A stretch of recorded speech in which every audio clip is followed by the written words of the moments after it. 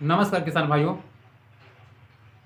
आज इस चैनल के माध्यम से हम बात करेंगे मई महीना में धनिया की खेती कैसे करें जिससे हमें अधिक से अधिक मुनाफा मिल सके।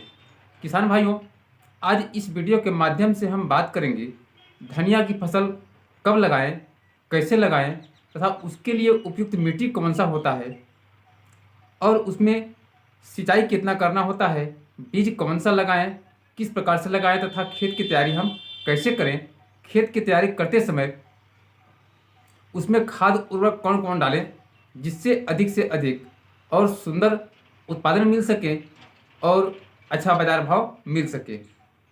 आज हम इन सारी बिंदुओं पर चर्चा करेंगे क्योंकि किसान भाइयों तमाम तरह की खेती करते आ रहे हैं, जैसे भिंडी, करेला, लौकी, गिलकी इत्यादि खेती करते आ रहे हैं जिसमें मुनाफा बहुत ही कम मिल पाता है।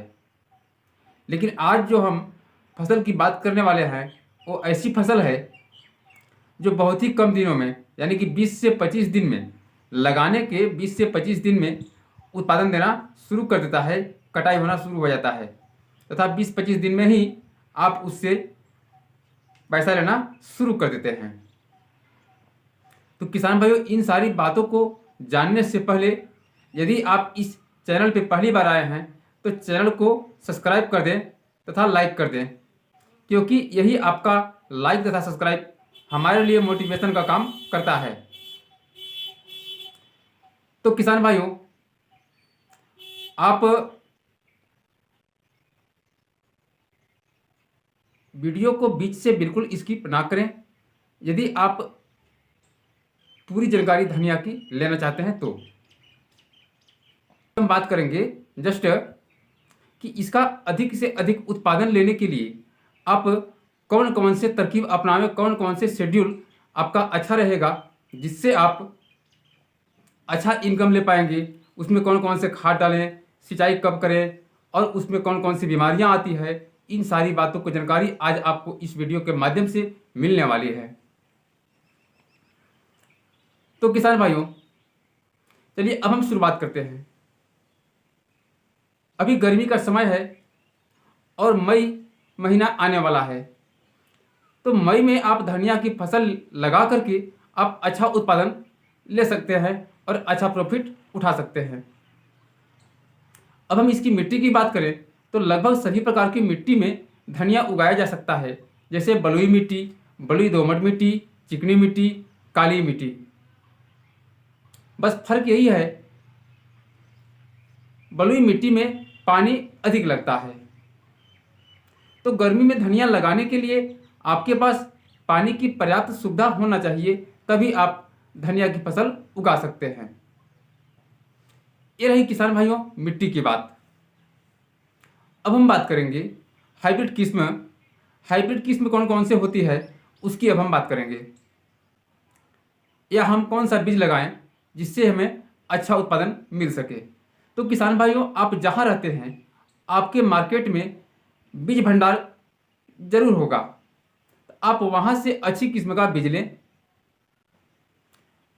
अब बीज की मात्रा क्या होना चाहिए, जैसे आप ठंडी के समय लगाते हैं तो प्रति एकड़ के हिसाब से 8 से 10 किलो बीज लगता है, लेकिन गर्मी में बहुत बीज नहीं निकल पाता है, तो आप बीज की मात्रा थोड़ा बढ़ा लेंगे, यानी 10 से 12 किलो प्रति एकड़ के हिसाब से बीज रखें।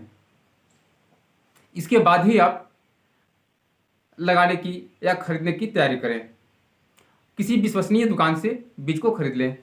बीज खरीदने के बाद अब रही बात खेत की तैयारी की।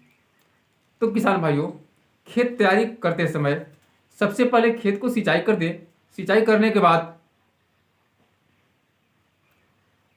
जब खेत जोतने के लिए तैयार हो जाता है उस समय कुछ खाद डालें, जैसे 20 किलो यूरिया, 15 किलो पोटास, 15 से 20 किलो डीएपी और हो सके तो जिंक सल्फेट भी डाल दें, जिससे आपका पौधा का ग्रोथ अच्छा हो। इन सारी चीज़ों को डालने यानी कि पूरे खेत में छिड़काव करने के बाद जुताई करवा लें। जुताई करने के बाद अब आप बीज की तैयारी करें। जो आप मार्केट से बीज लाए हैं उसको आप हाथ से मसल करके उसको 2 भागों में कर ले, यानी कि दाल बना ले।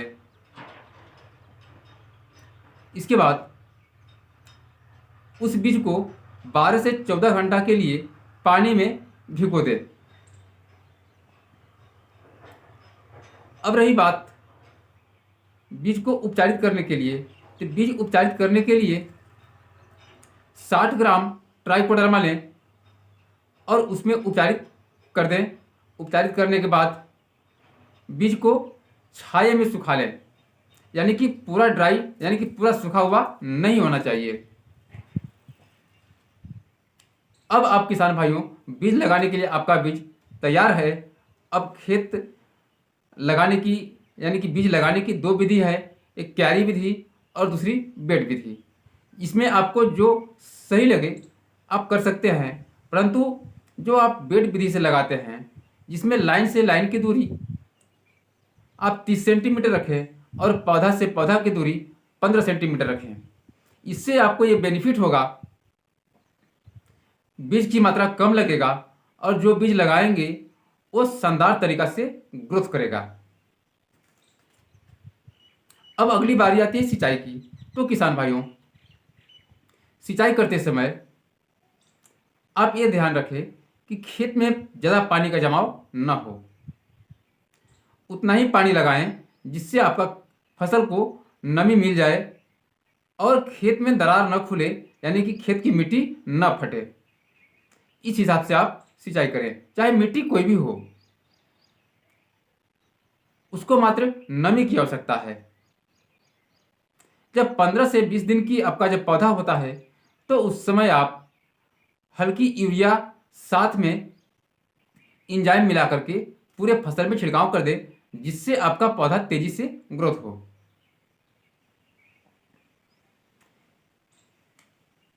जब आपका पौधा लगभग 20 से 25 दिन का होता है तो उस समय पौधा को ज़्यादा न्यूट्रिएंट की आवश्यकता होती है, सूक्ष्म पोषक तत्वों की आवश्यकता होती है।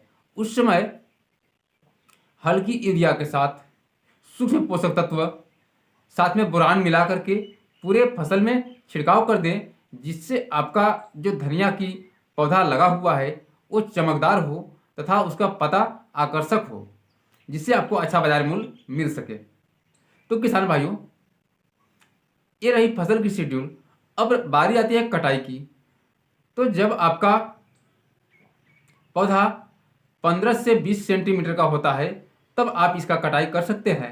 कटाई करते समय ध्यान दें कि 2 से 2.5 सेंटीमीटर ऊपर कटाई करें, ताकि आप अगले बार फिर से जब उसमें नई कलियां निकले तो आप कटाई कर सकें। इस प्रकार से आप 2 से 3 बार 4 बार तक आप धनिया की फसल की कटाई कर सकते हैं और अच्छा मूल्य ले सकते हैं। अगर हम मूल्य की बात करें तो किसान भाइयों, जब आप मई जून में धनिया की फसल लगाते हैं तो 100 से 120 रुपया केजी तक आप आराम से बाजार मूल्य ले पाएंगे। तो किसान भाइयों, अब इसमें 10 से 15 हज़ार रुपये लागत लगा करके 2.5 से 3 लाख रुपए एक महीने के अंदर कमाना बहुत ही आसान है धनिया की फसल से। तो किसान भाइयों, मैं उम्मीद करता हूँ कि यह जानकारी आपको अच्छा लगा होगा। यदि आपको अच्छा लगा तो वीडियो को लाइक, सब्सक्राइब तथा दोस्तों को शेयर करें। धन्यवाद। जय जवान जय किसान।